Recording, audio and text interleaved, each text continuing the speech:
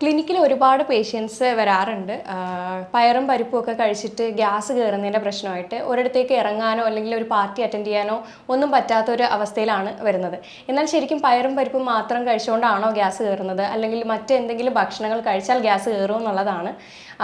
Gas കയറിയാൽ എന്തൊക്കെ ബുദ്ധിമുട്ടുകളാണ് ഉണ്ടാവുന്നത്, അതേപോലെ ഹൈപ്പർ അസിഡിറ്റി ആണോ ഹൈപ്പർ അസിഡിറ്റി ആണോ എന്ന് എങ്ങനെ കണ്ടുപിടിക്കാം, ഇത് നമുക്ക് എങ്ങനെ ട്രീറ്റ് ചെയ്യാം, വീട്ടിൽ തന്നെ അതെങ്ങനെ മാറ്റിയെടുക്കാം, ഇതെങ്ങനെ വരാതെ തടയാം എന്നുള്ള കാര്യങ്ങളാണ് നമ്മുടെ ഇന്നത്തെ വീഡിയോയിലൂടെ നമ്മൾ നോക്കുന്നത്.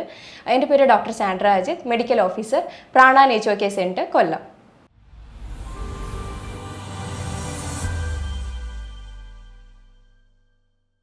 പയറും പരിപ്പും ശരിക്കും നമുക്ക് ഒരുപാട് ആരോഗ്യ ഗുണങ്ങളുള്ള ഒന്നാണ്. ഇതിനകത്ത് ഒരുപാട് വൈറ്റമിൻസും മിനറൽസും ഒക്കെ അടങ്ങിയിട്ടുണ്ട്. അതേപോലെ വെജിറ്റേറിയൻസിന് പ്രോട്ടീൻ കണ്ടൻറ്റ് നമുക്ക് കൂടുതൽ കിട്ടുന്നതും പയറും പരിപ്പും കഴിച്ചിട്ട് തന്നെയാണ്. ഇതിനകത്ത് ഒരുപാട് ഫൈബർ അടങ്ങിയിട്ടുണ്ട്. അതേപോലെ തന്നെ കാലറീസ് കുറവാണ്, ഫാറ്റ് കുറവാണ്. അതുകൊണ്ട് തന്നെ ഇതൊരു നല്ല ഭക്ഷണമായിട്ട് തന്നെ എല്ലാവരും കഴിക്കാറുമുണ്ട്. എന്നാൽ എന്തുകൊണ്ടാണ് ഇത് ഗ്യാസ് ഉണ്ടാക്കുന്നത്? ഇതിന് പ്രധാനമായിട്ടും രണ്ട് കാര്യങ്ങളാണുള്ളത്. ആദ്യത്തേത്, ഇതിനകത്ത് അധികമായി ഫൈബർ അടങ്ങിയത് കൊണ്ട് തന്നെ ഇത് ദഹിക്കാൻ ഭയങ്കര ബുദ്ധിമുട്ടാണ്. അപ്പോൾ അരക്കപ്പ് പയറല്ലേ പരിപ്പ് എടുക്കുകയാണെങ്കിൽ അതിനകത്ത് 6 മുതൽ 8 ഗ്രാം വരെ ഫൈബർ കണ്ടന്റ് അടങ്ങിയിട്ടുണ്ട്. അപ്പോൾ അധികമായി ഫൈബർ വരുമ്പോഴത്തേക്ക് അവിടെ ദഹന പ്രശ്നം ഉണ്ടാകുന്നു, അവിടെ ഗ്യാസിൻ്റെ പ്രശ്നം ഉണ്ടാകുന്നു. രണ്ടാമത്തേതാണ്, ഇതിലൊരു ഷുഗർ കണ്ടന്റ് അടങ്ങിയിട്ടുണ്ട്, റഫിനോസ് എന്ന് പറയുന്നത്. അപ്പോൾ ഇത് ദഹിക്കാൻ ഭയങ്കര ബുദ്ധിമുട്ടുള്ള ഒരു കാര്യമാണ്. അപ്പോൾ കുടലിലെ ബാക്ടീരിയ ഇത് എങ്ങനെയോ ബ്രേക്ക് ഡൗൺ ചെയ്തുകൊണ്ട് വരുമ്പോഴത്തേക്കും, അതായത് ദഹിപ്പിച്ചുകൊണ്ട് വരുമ്പോഴത്തേക്കും അവിടെ ഗ്യാസിൻ്റെ പ്രശ്നം ഉണ്ടാകുന്നുണ്ട്. ഗ്യാസിൻ്റെ പ്രശ്നം വരുന്നതെന്ന് വെച്ച് കഴിഞ്ഞാൽ ഇത് മാത്രം കഴിച്ചുകൊണ്ടല്ല, ക്യാബേജ്, ബ്രൊക്കോളി, കോളിഫ്ലവർ അങ്ങനെയുള്ള ഭക്ഷണങ്ങൾ, ഉള്ളി ഇങ്ങനെയുള്ളത് കഴിക്കുമ്പോഴും ഗ്യാസിൻ്റെ പ്രശ്നം ഉണ്ടാകുന്നുണ്ട്. അതിനകത്ത് സൾഫർ കണ്ടൻറ്റ് അധികമായിട്ട് അടങ്ങിയത് കൊണ്ട് അതിനകത്തൊരു സ്മെല്ലും കൂടെ വരാനായിട്ടുള്ള ചാൻസ് ഉണ്ട്. പയറിൻ്റെയും പരിപ്പിൻ്റെയും മാത്രം കാര്യമല്ല പറയുന്നത്, ഈ പറയുന്ന മറ്റുള്ള സൾഫർ കണ്ടൻറ്റ് അടങ്ങിയ ഭക്ഷണങ്ങൾ കഴിക്കുമ്പോൾ ഈ ബുദ്ധിമുട്ട് വരാറുണ്ട്. അപ്പോൾ ഗ്യാസ് വന്നു കഴിഞ്ഞാൽ ശരിക്കും നെഞ്ചരിച്ചിലും വയറരിച്ചിലും അതേപോലെ പുളിച്ചു തകട്ടലും പിന്നെ വയറ് വേർത്ത് വരിക അങ്ങനെയുള്ള പല ബുദ്ധിമുട്ടുകളാണ് നേരിടേണ്ടത്.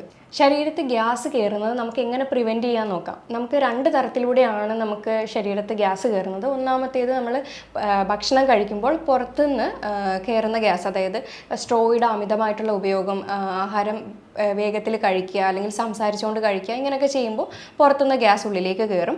രണ്ടാമത്തേതാണ് നമ്മൾ ഭക്ഷണത്തിനകത്തൂടെ ഉണ്ടാകുന്നതെന്ന് പറഞ്ഞായിരുന്നു. ഇപ്പോൾ വല്ല പയറായാലും പരിപ്പായാലും അത് കുക്ക് ചെയ്യുന്ന മെത്തേഡ് ആദ്യം നമ്മൾ ശ്രദ്ധിക്കേണ്ടതാണ്. കുക്ക് ചെയ്യുമ്പോൾ നമുക്കത് ഓവർനൈറ്റ് സോക്ക് ചെയ്ത് വെച്ച് കുക്ക് ചെയ്യാൻ നോക്കുക. അതാകുമ്പോൾ ഒരുപാട് ഗ്യാസിൻ്റെ പ്രൊഡക്ഷൻ അതിനകത്ത് കുറയും. ഒരു 14 മണിക്കൂറെങ്കിലും അത് വെള്ളത്തിൽ കുതിർത്തിട്ടതിന് ശേഷം മാത്രം കുക്ക് ചെയ്യുക.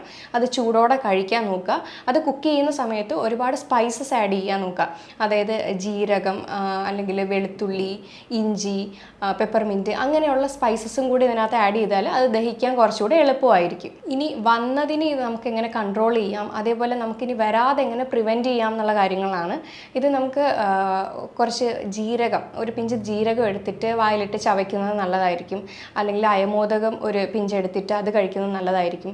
അതേപോലെ ഒരു ഗ്ലാസ് വാം വാട്ടറിനകത്ത് കായം കുറച്ച് മിക്സ് ചെയ്ത് അത് കഴിക്കുന്നത് നല്ലതാണ്. പിന്നെ ഭക്ഷണത്തിന് ശേഷം ഇഞ്ചിയുടെ ചായ, ജിഞ്ചർ ടീ കഴിക്കുന്നതും നല്ലതാണ്. ഇനി ഇത് നമുക്ക് എങ്ങനെ പ്രിവെൻറ്റ് ചെയ്യാമെന്ന് വെച്ച് കഴിഞ്ഞാൽ, ആദ്യത്തേത് ഗ്യാസ് ഉണ്ടാക്കുന്ന ഭക്ഷണങ്ങൾ ഏതാണെന്ന് കണ്ടുപിടിച്ച് അത് ഒഴിവാക്കുക. അത് റിക്കറൻ്റായിട്ട് ഗ്യാസ് ഉണ്ടാക്കിക്കൊണ്ടിരിക്കുകയാണെങ്കിൽ ഉറപ്പായിട്ട് അത് ഒഴിവാക്കി അതിനുള്ള ട്രീറ്റ്മെൻറ്റ് എടുത്തതിന് ശേഷം മാത്രം പയ്യെ കൊണ്ട് അത് ഇൻക്ലൂഡ് ചെയ്യുക. അതായത് ഹൈ ഫോഡ് മാപ്പ് ഡയറ്റിൽ നിന്ന് ലോ ഫോഡ് മാപ്പ് ഡയറ്റിലേക്ക് മാറുക. അതായത് ഒരുപാട് പുളിപ്പിക്കാൻ കഴിയുന്ന ഭക്ഷണവും പലതരത്തിലുള്ള ഷുഗർ കണ്ടൻറ്റുമാണ് ഈ ഹൈ ഫോഡ് മാപ്പിനകത്തുള്ളത്. അപ്പോൾ അതിൽ കുറച്ചുള്ള കാര്യങ്ങളാണ് ഈ ലോ ഫോഡ് മാപ്പിലുള്ളത്. അപ്പോൾ അതിലേക്ക് മാറുക. പിന്നെ എന്തൊക്കെ ഭക്ഷണങ്ങളാണ് ബുദ്ധിമുട്ടുകൾ ഉണ്ടാക്കുന്നതെന്ന് വെച്ച് കഴിഞ്ഞാൽ അത് ഒഴിവാക്കുക. കൃത്യമായിട്ടുള്ള സമയത്ത് ഫുഡ് കഴിക്കുക. അത് മിതമായിട്ട് കഴിക്കാൻ നോക്കുക. ഒരുപാട് കഴിക്കുമ്പോഴത്തേക്കും ഗ്യാസിൻ്റെ പ്രശ്നങ്ങൾ ഉണ്ടാകുന്നുണ്ട്. അതേപോലെ ഒരുപാട് മസാല, സ്പൈസസ്, ഫ്രൈ ചെയ്ത് അങ്ങനെയൊക്കെ കഴിക്കുമ്പോഴും ഗ്യാസിൻ്റെ ബുദ്ധിമുട്ടുകൾ ഉണ്ടാവാറുണ്ട്. ഇനി എങ്ങനെയാണ് ഹൈപ്പർ അസിഡിറ്റി ആണോ ഹൈപ്പർ അസിഡിറ്റി ആണോ എന്നുള്ളത് എങ്ങനെയാണെന്ന് അറിയുന്നതെന്ന് വെച്ച് കഴിഞ്ഞാൽ, മിക്കുള്ള ആളുകളും ഇപ്പോൾ ഒന്നും അറിയാതെയാണ് ട്രീറ്റ്മെൻറ്റ് എടുത്തുകൊണ്ടിരിക്കുന്നത്. ചിലപ്പോൾ ഹൈപ്പർ അസിഡിറ്റി ആയിരിക്കും, അതിന് ഹൈപ്പോ അസിഡിറ്റിയുടെ ട്രീറ്റ്മെൻറ്റും, ഹൈപ്പോ ആണെങ്കിൽ ഹൈപ്പർ അസിഡിറ്റിയുടെ അസിഡിറ്റിയുടെ ട്രീറ്റ്മെൻറ്റുമാണ് എടുത്തുകൊണ്ടിരിക്കുന്നത്. അപ്പോൾ അങ്ങനെ വരുമ്പോഴത്തേക്കും പല ബുദ്ധിമുട്ടുകളാണ് ഉണ്ടാകുന്നത്. അതായത് ഹൈപ്പർ അസിഡിറ്റിക്ക് എന്ന് പറഞ്ഞ് ട്രീറ്റ്മെൻറ്റ് എടുക്കുമ്പോൾ ആൻറ്റാസിഡ്സ് ആണ് കൊടുക്കുന്നത്. അപ്പോൾ ആസിഡിൻ്റെ പ്രൊഡക്ഷൻ കുറയും. അപ്പോൾ ബുദ്ധിമുട്ടുകളെല്ലാം ഒന്ന് കുറഞ്ഞു നിൽക്കും.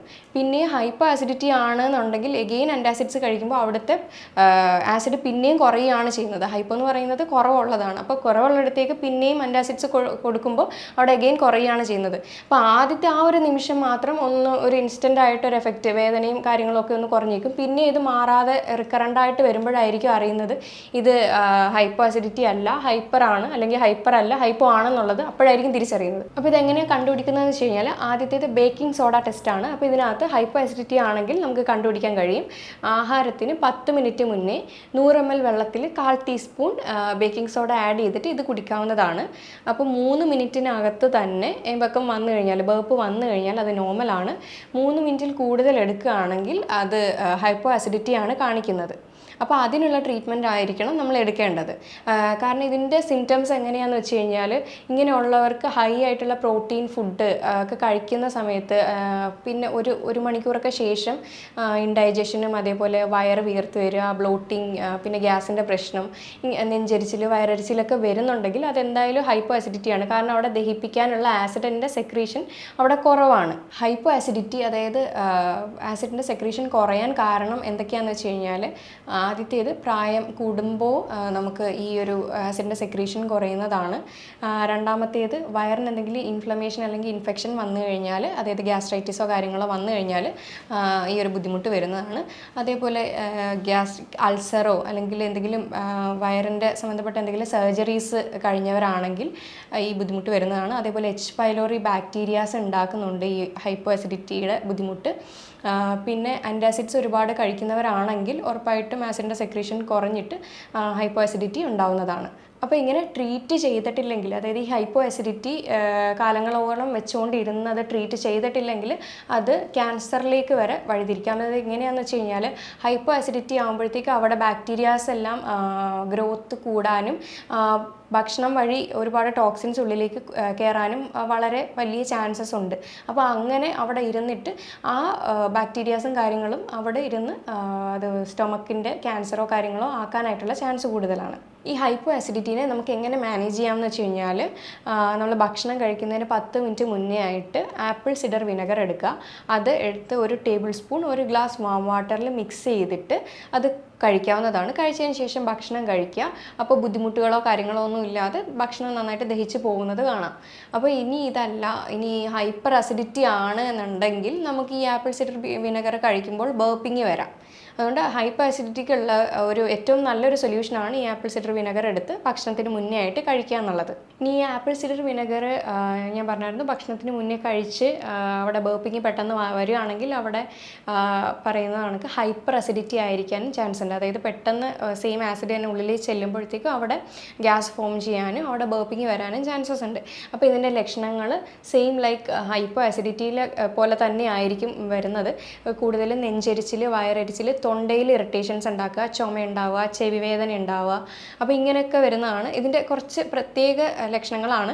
അപ്പോൾ ഈ തൊണ്ടയിലൊക്കെ എരിച്ചിലും അതേപോലെ കഫവും കിട്ടുന്നതൊക്കെ ബുദ്ധിമുട്ട് വരുന്നതിൻ്റെ മെയിൻ കാരണം ഒരു റീസൺ ഹൈപ്പർ അസിഡിറ്റിയാണ്. കാരണം ഒരുപാട് ആസിഡ് ഉണ്ട് എന്നുണ്ടെങ്കിൽ അത് മേലേക്ക് വന്ന് അവിടെ ഇറിറ്റേഷൻ ഉണ്ടാക്കി തൊണ്ടയിലുള്ള മ്യൂക്കസ് മെമ്പറൈനെല്ലാം ഡാമേജ് ചെയ്ത് പോവുകയാണ് ചെയ്യുന്നത്. അപ്പോൾ ഇവിടെ തൊണ്ടയിൽ എരിച്ചിലും കാര്യങ്ങളും അല്ലെങ്കിൽ ബുദ്ധിമുട്ടുകളൊക്കെ ഉണ്ടാക്കാനായിട്ടുള്ള ചാൻസ് കൂടുതലാണ്. ഹൈപ്പർ അസിഡിറ്റിയുടെ കാരണങ്ങൾ എന്തൊക്കെയാണെന്ന് വെച്ച് കഴിഞ്ഞാൽ അതെങ്ങനെ ഉണ്ടാവുന്നതെന്ന് വെച്ച് കഴിഞ്ഞാൽ അത് കൂടുതലും അമിതമായിട്ട് ഭക്ഷണം കഴിക്കുന്നതും അമിതവണ്ണം ഉള്ളവർക്കും അതേപോലെ അസിഡിക് നേച്ചറായിട്ടുള്ള ഭക്ഷണങ്ങൾ, അതായത് കൂടുതൽ സിട്രിക് ഫ്രൂട്ടും ടൊമാറ്റോ, കൂടുതൽ സ്പൈസി ഫുഡ് കഴിക്കുന്നവർക്കും, അതേപോലെ ഹെർണിയ ഉള്ളവർക്ക്, പ്രഗ്നൻസി ഉള്ളവർക്ക്, സ്മോക്കിംഗ്, ആൽക്കഹോളിൻ്റെ ഉപയോഗം ഉള്ളവർക്കൊക്കെയാണ് ഹൈപ്പർ അസിഡിറ്റിയുടെ പ്രശ്നങ്ങൾ കൂടുതലും കണ്ടുവരുന്നത്.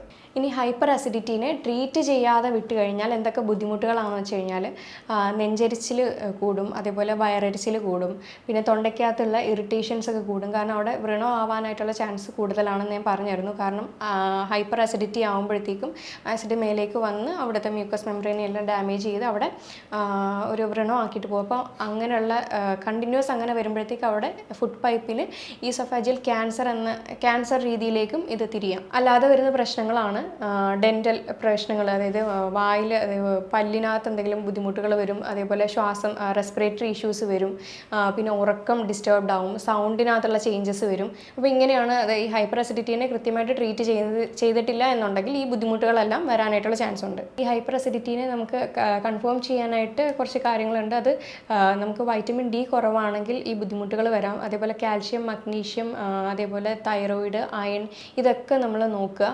അപ്പോൾ ഇതിനകത്ത് എന്തെങ്കിലും വൈറ്റമിൻ ഡിയുടെ കുറവൊക്കെ ഉണ്ടെങ്കിൽ വൈറ്റമിൻ ഡിയുടെ സപ്ലിമെൻ്റ് എടുക്കാവുന്നതാണ്. അതേപോലെ പ്രോബയോട്ടിക്സ് ഒക്കെ നിറയെ എടുത്തു കഴിഞ്ഞാൽ അത് വയറിനൊരു സൂതനിങ് എഫക്റ്റ് കൊടുക്കും.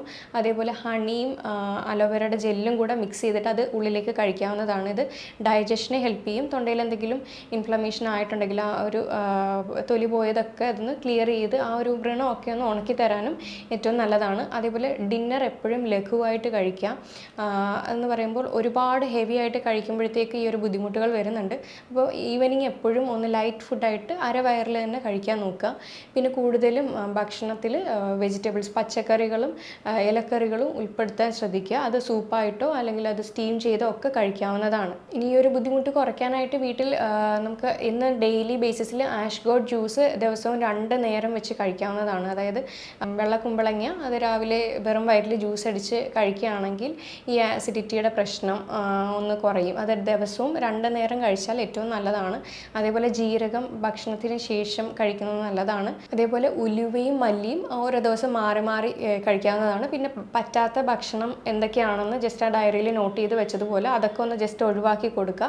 പിന്നെ ഇതിന് പറ്റിയ ഒരു നല്ലൊരു ട്രീറ്റ്മെൻറ്റ് എടുത്തതിന് ശേഷം അത് പയ്യെ കൊണ്ട് ഇൻക്ലൂഡ് ചെയ്യുക. പിന്നെ എക്സർസൈസ് വളരെ ഇമ്പോർട്ടൻ്റ് ആയിട്ടുള്ള കാര്യമാണ്. എക്സർസൈസ് ഡെയിലി ബേസിസിൽ പ്രാക്ടീസ് ചെയ്യുക. അതേപോലെ നല്ല ഉറക്കവും നല്ല ഇമ്പോർട്ടൻ്റ് ആയിട്ടുള്ള കാര്യമാണ് ഈ പറയുന്നതിന്. അപ്പം ഭക്ഷണമൊക്കെ കഴിച്ച് ഉടനെ കിടന്നുറങ്ങാതെ ഭക്ഷണം കഴിച്ച് നല്ലൊരു ഗ്യാപ്പ് കൊടുത്തതിന് ശേഷം മാത്രം കിടന്നുറങ്ങുക. നല്ലൊരു ഗുഡ് സ്ലീപ്പ് കിട്ടിയാൽ തന്നെ ഈ ഒരു ബുദ്ധിമുട്ടുകളൊക്കെ മാറും.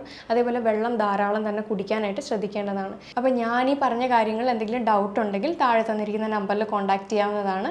ഇനി അടുത്തൊരു ഹെൽത്ത് ടോപ്പിക്കുമായിട്ട് വീണ്ടും കാണാം. Thank you.